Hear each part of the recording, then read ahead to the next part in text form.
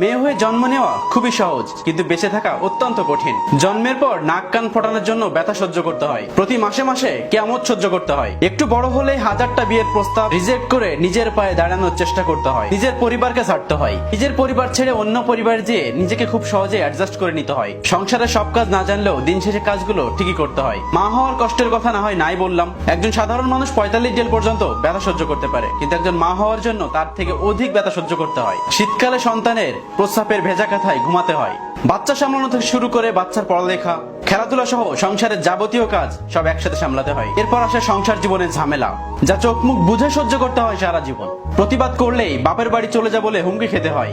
এভাবেই জীবনের শুরু থেকে শেষ পর্যন্ত কত কিছু সহ্য করতে হয় তা বলার বাইরে। মেয়ে হওয়া এত সহজ ব্যাপার না।